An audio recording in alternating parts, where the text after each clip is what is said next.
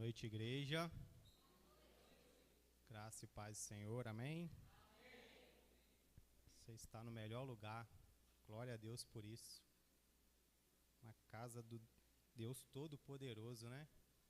Cumprimento também você que está em casa, que Deus abençoe sua vida, que a presença de Deus também possa estar com você. Um pouquinho nervoso, né, irmãos? Como de costume.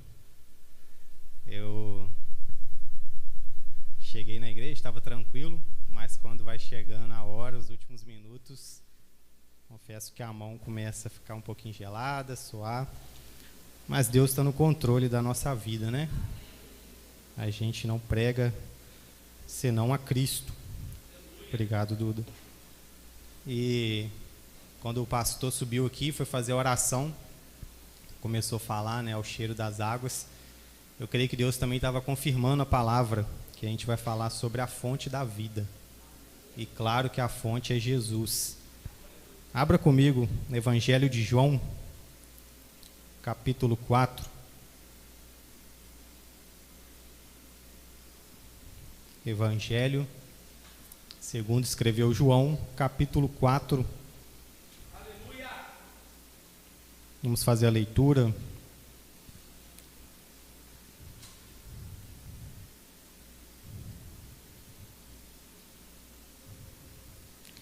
Somente do versículo 10. Todos acharam? João, capítulo 4, versículo 10. Replicou-lhe Jesus: se conheceras o dom de Deus, e quem é o que te pede, dá-me de beber, tu lhe pedirias, e ele te daria água viva. Amém. Pai, eu te louvo por essa palavra. A tua palavra é vida, Deus. A tua palavra é a fonte, meu Pai, da vida eterna. E eu te agradeço, Pai, por essa noite. Te agradeço por podermos estar na tua presença. Te agradeço por cada irmão que aqui está ouvindo a tua palavra, Deus. Que nós não venhamos sair daqui, meu Pai, vazios, mas transbordando, meu Pai, da graça, transbordando da tua misericórdia. Pai, eu sei que não tenho nada a oferecer, mas eu sei que o Senhor tem tudo para nos dar, Pai, através do Teu Espírito Santo, em nome de Jesus. Amém. Irmãos, então, como eu disse, né, se eu fosse dar um tema à minha mensagem, ou um título seria Jesus, a fonte da vida. E esse texto aqui é muito conhecido, um texto que acredito que todos conhecem, aonde que Jesus, ele se encontra com uma mulher samaritana, e ele se encontra num poço, né, o poço de Jacó. Só que o versículo 1, eu peço que você acompanhe comigo, ele já vai começar nos ensinando alguma coisa daquilo que a gente pode aplicar na nossa vida, daquilo que a gente pode tirar desse encontro, né, que Jesus teve com essa mulher samaritana. Né, o texto, ou o título aqui, ele vai dizer a mulher de Samaria, na minha Bíblia. Né, se o irmão quiser colocar aí, a minha tradução é Almeida Revista e Atualizada. E o versículo 1 do capítulo 4, ele vai dizer: quando, pois, o Senhor veio a saber que os fariseus tinham ouvido dizer que ele, Jesus, fazia e batizava mais discípulos que João, se bem que Jesus mesmo não batizava, e sim os seus discípulos. Versículo 3, deixou a Judeia, retirando-se outra vez para a Galileia.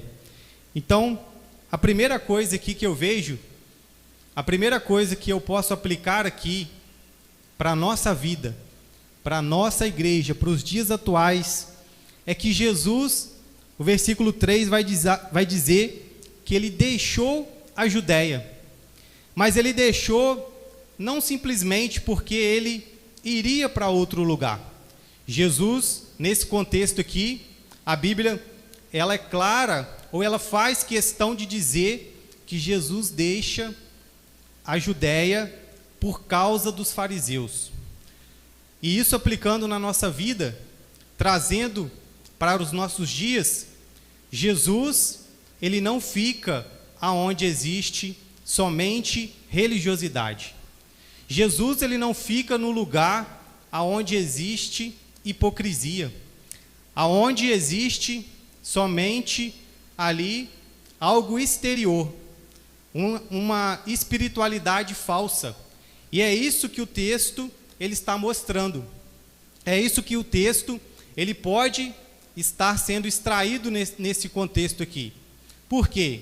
Nós vemos que há muitos lugares que existem a religiosidade. Sabemos que no nosso meio, né, não existe os fariseus, mas esse mesmo espírito de religiosidade, ele atua ainda nos dias atuais. E nós vemos isso. O que é então esse farisaísmo? É essa falsa espiritualidade. É quando a gente vem na igreja não para adorar a Deus de verdade, mas para observar outras coisas. A Bíblia vai, contestar muitas vezes essa religiosidade dos fariseus. Por quê? Eles aparentavam algo, eles mostravam algo, mas na verdade por dentro eles não se importavam com o que estavam dizendo. E trazendo para a nossa vida, temos que tomar muito cuidado, porque às vezes Jesus já está distante, às vezes Jesus já está longe, porque estamos tentando manter uma aparência, estamos tentando manter algo exterior, e é isso que eles faziam. E Jesus deixou aquele lugar. Jesus deixa então aquele lugar, e ele vai para onde? Versículo 4: e era-lhe necessário atravessar a província de Samaria. Então, Jesus parte ali da Judéia, e ele vai em direção a Galiléia, mas era necessário passar por Samaria, ou seja, 3 regiões ali. Vamos colocar como se fosse São Paulo ao Espírito Santo. Se a gente pegar de São Paulo e for para o Espírito Santo pelo litoral, temos que passar pelo Rio de Janeiro. E ali Jesus também, saindo ali da Judéia, ele tinha que passar, o caminho se passava por Samaria. O destino final de Jesus não era Samaria. O propósito ali não era Samaria, mas a Bíblia vai dizer que era necessário passar por Samaria. E o que eu aprendo com isso? O que eu aprendo com esse texto, com esse versículo? Eu aprendo que muitas vezes Jesus, às vezes, não está destinado a ir até a sua casa. Jesus, às vezes, o destino final não é a sua vida, mas isso não é o mais importante. O importante é se ele vai passar lá. O importante é se ele vai passar lá. Por quê? É nesse momento é que é uma oportunidade do encontro com o Todo-Poderoso. Quer ver um exemplo disso? O cego Bartimeu. Jesus, ele vai passar pela cidade de Jericó. O cego Bartimeu, ele estava ali à beira do caminho. E ele pergunta o que é essa multidão passando. E as pessoas vão dizer, é Jesus de Nazaré. Aí ele logo pensa, é o Salvador, é a minha oportunidade. E aí eu te pergunto, o que você tem feito com a oportunidade? O que você tem feito quando Jesus está passando? Porque muitas vezes a gente quer as coisas do nosso jeito. Não, mas se Jesus fizer assim, eu vou. Jesus, Deus, tem que fazer assim, assim, assim. Não, irmãos. Agarre a oportunidade. Se Jesus está passando, clame a Ele. E o cego Bartimeu, ele clamou. E eles tentaram calar ele, mas mais ainda ele clamava. E a multidão passando. E quando Jesus passa, Jesus para. Quando Jesus ouve o clamor daquele cego Bartimeu, Jesus para. O importante não era se Jesus estava indo ali com destino final para a vida dele. O importante é que Jesus parou. E isso trazendo para mim e para a sua vida. É preciso quebrar o orgulho. É preciso tirar e deixar a vaidade de lado. Lembra de alguém também muito vaidoso? Naamã. Ele queria que o profeta Eliseu chegasse lá, fizesse toda a honraria, fosse especialmente para ele. Mas o profeta apenas dá aquilo que ele necessitava. A ordem, a obediência. Vai e lava-se no rio. Então, Naamã teve que se despir do seu orgulho. Naamã teve que se despir, o quê? Da sua vaidade. Quer outro exemplo? Zaqueu, na mesma cidade de Jericó. Jesus passando pela cidade, a Bíblia vai dizer, lá em Lucas 19, do 1 ao 5, vai dizer que Jesus passava pela cidade de Jericó. Mas aí Zaqueu viu a oportunidade de ver o mestre. Zaqueu viu a oportunidade, sabe de quê? De chamar a atenção do mestre. E aí eu te pergunto, você tem procurado chamar a atenção de Deus? Ou você tem ficado orgulhoso, ou nós temos ficado vaidosos, achando que Deus tem que vir ao nosso encontro, que Deus tem que nos atender a hora que a gente clama? E ali Zaqueu, ele sobe na árvore, ele vence a dificuldade, ele vence a limitação, e Jesus para novamente. Jesus para e fala, Zaqueu, desce. Jesus estava passando, mas quando Jesus vê Zaqueu chamando a atenção dele, ele para. Então, irmãos, não é importante se Jesus ele está indo para um outro lugar, o importante é se ele está parando. O importante é se nós estamos chamando a atenção dele, como igreja, como servos do Senhor. Chame a atenção de Deus, clame a Deus. E aí Zaqueu teve a vida transformada. Zaqueu, aquele que ele tinha defraudado, ele devolveu até 4 vezes mais. E Jesus disse, hoje entrou salvação nessa casa. Sabe o que as pessoas diziam, os religiosos? Por que ele vai ter com o pecador?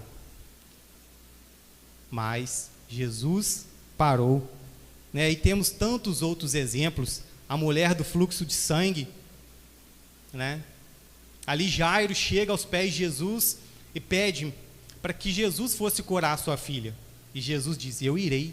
Jesus tinha um destino diferente, a casa, né, do chefe da sinagoga, porque ele estava ali clamando. E Jesus sai, Jesus vai caminhando em direção, mas uma mulher, ela fala, não, eu preciso tocar nele. Eu sei que ele está indo lá curar a filha de Jairo, mas se eu apenas tocar na orla do seu manto, algo pequeno, vai mudar a minha história. A gente precisa, às vezes, tirar esse orgulho, tirar a nossa vaidade de lado e entender que um toque, uma palavra do Senhor é suficiente para mudar a nossa história. Amém?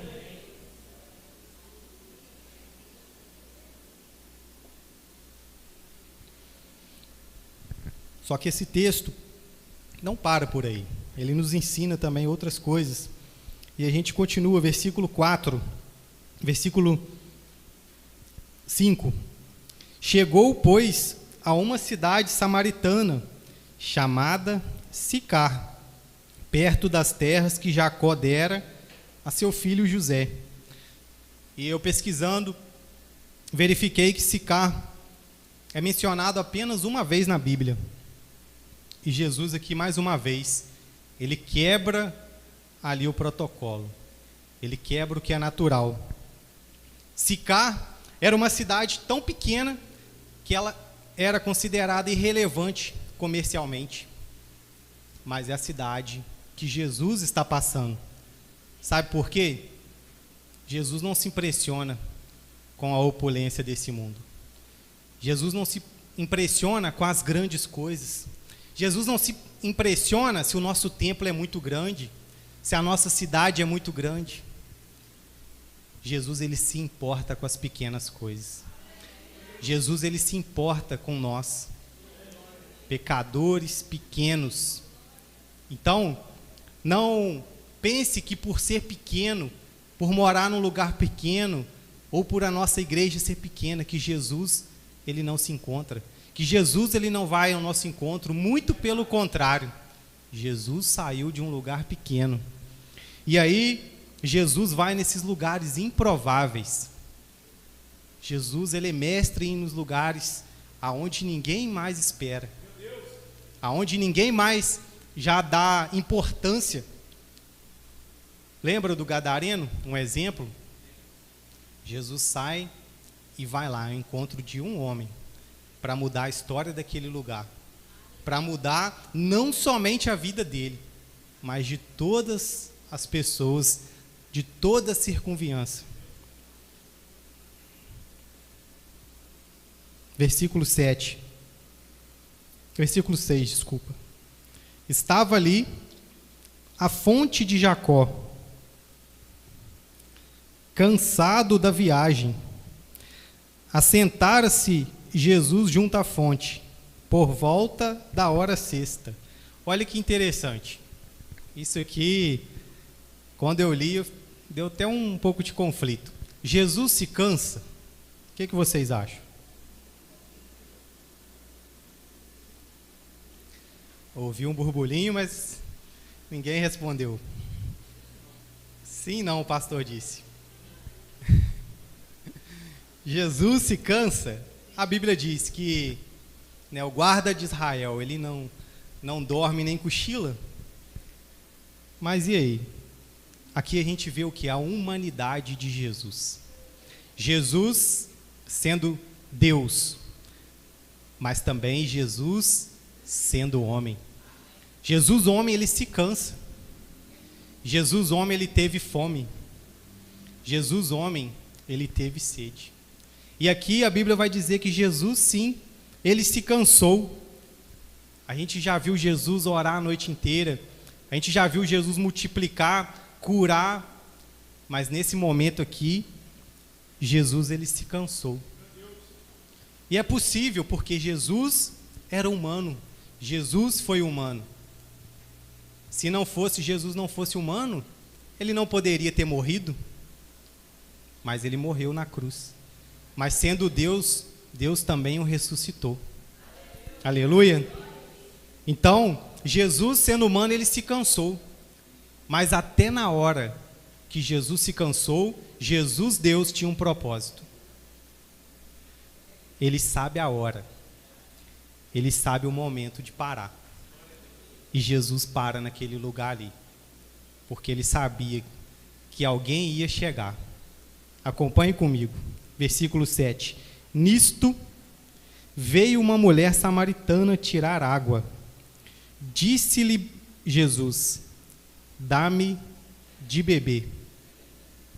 Então Jesus faz algo aqui interessante, que a gente não vê Jesus às vezes nem fazendo com os discípulos. Jesus pede algo.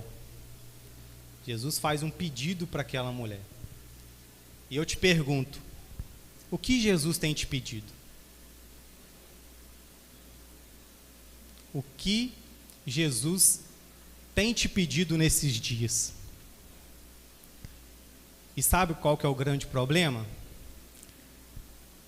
Às vezes, ele está bem do nosso lado, mas a gente não está ouvindo a voz dele. Versículo 8. Pois seus discípulos tinham ido à cidade para comprar alimentos. Então, Jesus faz um pedido, e ali ele estava a sós, porque os discípulos tinham ido comprar alimentos. Olha o propósito de Deus. Olha como Deus, ele tem um propósito em todas as coisas. E ali, ele começa um diálogo com aquela mulher, junto ao poço de Jacó. Só que muitas vezes, como eu disse, o mestre está do nosso lado. O próprio Jesus está te pedindo algo, mas a gente não está reconhecendo ele. Aquela mulher, ela não reconheceu quem era que estava pedindo. E eu separei 3 coisas aqui. ou a gente pode colocar 3 poços que fazem com que nós não reconheçamos o Senhor na nossa vida. Ela até ouviu a voz dele, física, mas ela não reconheceu quem é que estava pedindo. E o primeiro poço, e o poço de Jacó, pelo que eu estudei, era fundo, hein? E a gente sabe que tem um ditado aí, né? Chegar no fundo do poço. 3 coisas que pode fazer a gente chegar no fundo do poço. A primeira, as riquezas.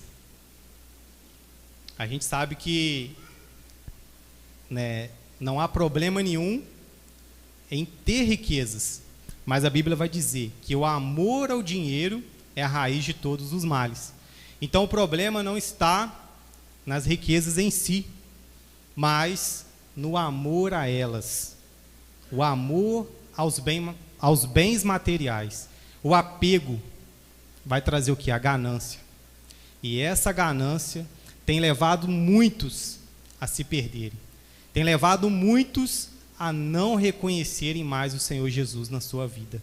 Às vezes Jesus está ali ao lado, pedindo água, mas isso tem feito com que esse poço da ganância, esse poço do amor ao dinheiro que a pessoa tem tomado dele, tem feito com que a visão dela tenha se turbado. Se nós não cuidarmos disso, não bebermos a água pura, nós corremos esse grande risco. Segundo poço, e lógico que dentre esses poços que eu separei, eles vão ter vários braços, mas eu quis colocar aqui que eu acredito ser os principais. O poço dos prazeres. Quantos têm se perdido nesse poço? Quantos têm tomado desse poço? Nós sabemos que Deus é o criador de todas as coisas. Deus, ele criou o sexo, Deus, ele criou as comidas, mas para ser feito com entendimento, para ser feito de acordo com a vontade de Deus. E aqui, quantos têm se esbanjado em pecados sexuais? É preciso falar disso, né? Algo que não somente hoje, mas que a gente vê em toda a história, algo que tem acabado com a vida de muitas pessoas, né? E é tão forte e é tão sério os pecados sexuais, que a gente sabe que Deus criou o casamento, Deus criou, né, o sexo, e isso dentro de algo de Deus é maravilhoso, mas infelizmente a gente sabe também que o adultério, a fornicação, orgias e tantas outras coisas não provém de Deus. E aí eu coloquei aqui 3 representantes bíblicos para a gente entender a gravidade disso. Primeiro, Davi. A Bíblia vai dizer que Davi era o homem segundo... Me ajudem aí. Vocês estão dormindo? Segundo o coração de Deus. Então, como que um homem, segundo o coração de Deus, ele vai cair nesse pecado? Ele vai cair em adultério. Olha como é forte. Outro que caiu nesse pecado, Sansão. Sansão não escolheu aquela que era a mulher do seu povo. E também, nesse pecado sexual, ele deixou-se levar. O homem mais forte, o homem que conseguia derrubar qualquer coisa, mas ele não foi forte o suficiente nessa área. O último que eu coloquei aqui, personagem, Salomão, o homem mais sábio. Salomão escreveu os Provérbios, livros de Eclesiastes. Você quer ser uma pessoa sábia, bem-sucedida? Leia Provérbios, leia Eclesiastes.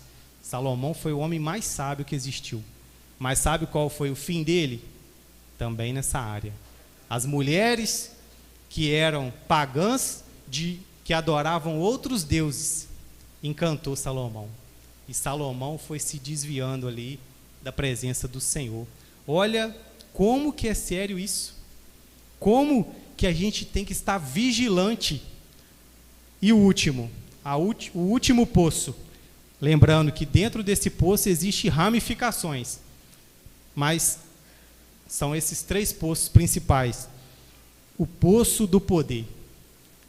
Quantos não têm reconhecido o Senhor por causa desse poço? Guerras, nação contra nação, por causa de poder, por causa de uma falsa glória, né? Disputa política, disputas por poder, o próprio casal, homem e mulher, disputando o poder dentro do lar. Isso não vem de Deus. Isso faz com que a gente não reconheça o Senhor Jesus na nossa vida. E essa mulher, à beira daquele poço ali, não conseguia reconhecer. Sabemos pela história, se a gente continuar lendo os outros versículos, que ela estava inserida dentro desses poços aqui, que faziam com que a visão dela fosse turbada. Mas o texto, o versículo vai continuar, versículo 9, acompanhe comigo. Então lhe disse a mulher samaritana: como, sendo tu judeu, pedes de beber a mim, que sou mulher samaritana? Porque os judeus não se dão com os samaritanos. Os judeus e os samaritanos são israelitas de regiões diferentes, mas os samaritanos eram considerados, né, fora da linhagem. Por quê? Eles tinham sido exilados e tiveram muita ali contato com povos pagãos, e alguma daquelas culturas eles acabaram adotando. Então os judeus excluíram eles, né? Tiraram eles ali, como que eles não pudessem ali servir a Deus verdadeiramente por causa dessas práticas. E aquela mulher, ela fica intrigada, porque Jesus era judeu, né? E Jesus bem disse que a salvação vem dos judeus.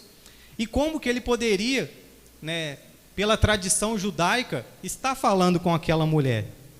Mas eu te digo, mesmo que você não seja da linhagem, talvez você não nasceu no berço evangélico, talvez você não vem de uma família tradicional, Jesus não te ignora. Jesus não me ignora. Jesus, ele olha com misericórdia. O que Jesus está fazendo aqui é tendo misericórdia dessa mulher. Jesus, ele não nos ignora. E olha o versículo 10. Replicou-lhe Jesus: se conheceres o dom de Deus, o dom gratuito de Deus é a vida eterna em Cristo Jesus. Sabemos que os dons do Espírito temos que buscar, mas existe um dom gratuito. Sabe qual é esse dom gratuito? A salvação em Cristo Jesus.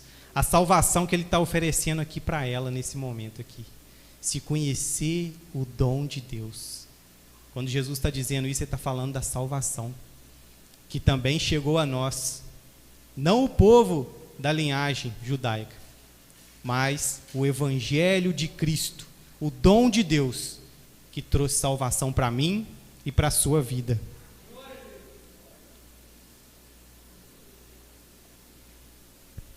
Aguenta aí, aguenta firme aí que nós estamos chegando lá. Então Jesus oferece o que? A salvação. E ele vai continuar. E quem é o que te pede? Aqui é a revelação de quem é Jesus.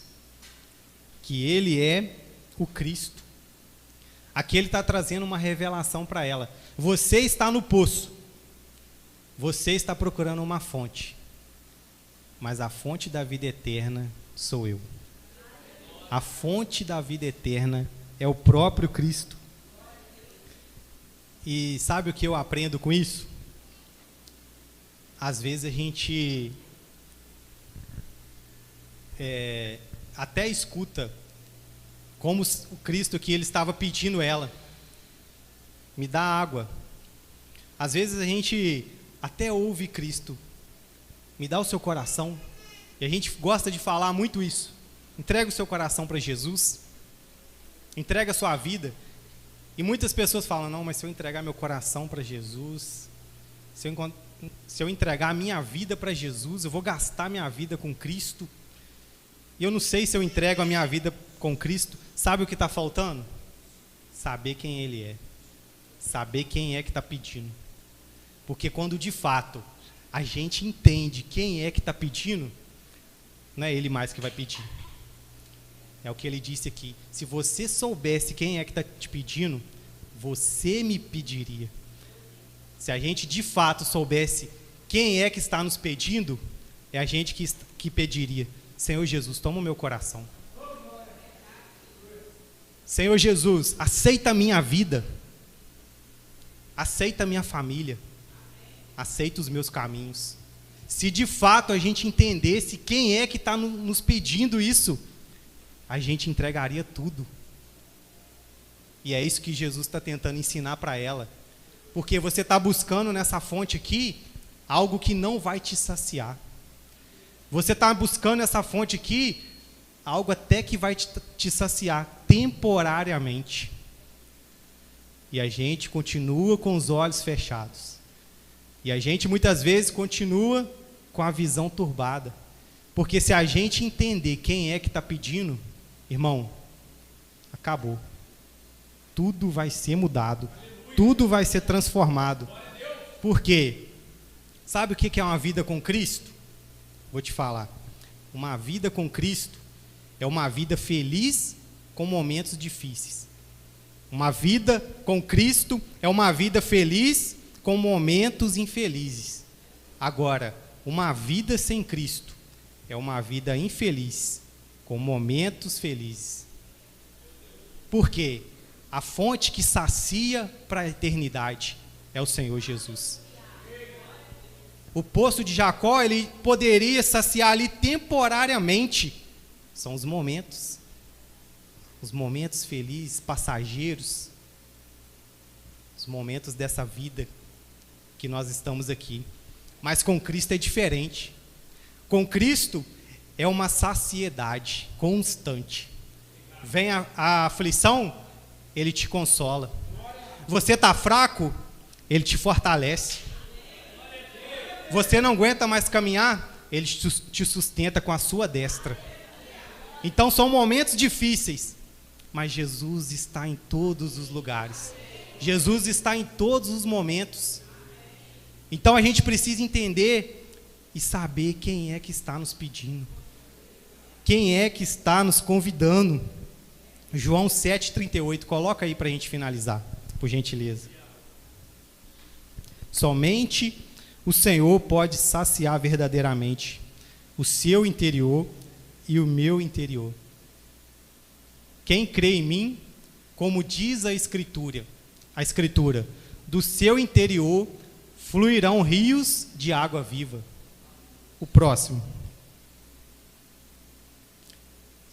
Isto ele disse com respeito ao Espírito que haviam de receber os que nele crescem. Até aqui. Olha que forte. Os que nele crescem fluirão rios de água viva. E sabe o que aconteceu com essa mulher? Ela foi até a cidade de Sicar e ela falou de Jesus Cristo. Começou a fluir rios. E o povo todo, ele começou a vir até Jesus. Ele falou assim, eu tenho que encontrar essa fonte. Essa fonte que essa mulher encontrou, eu também preciso ir lá tomar dessa fonte. E eles pediram para que Jesus ficasse naquela cidade. Jesus só estava de passagem. Jesus só estava cansado. Só parou para descansar. E a Bíblia fala que Jesus ali ficou 2 dias. E muitos creram no testemunho daquela mulher. E outros, mais ainda, creram no testemunho e nas palavras do próprio Jesus. A fonte está jorrando, que é a palavra de Deus. Agora, qual fonte, qual poço você e eu vamos beber? A decisão é nossa. Se vai fluir de uma fonte que jorra para a eternidade, ou de algo temporário, porque nenhuma outra fonte vai te saciar de verdade. Amém? Eu te convido a se colocar de pé. Eu quero fazer uma oração e a gente encerra essa parte em nome de Jesus. Você pode dar as mãos a essa pessoa que está do seu lado. Eu te convido também a orar por ela. Vamos clamar ao nosso Deus, aquele que pode saciar a nossa vida de verdade, aquele que pode nos encher até transbordar.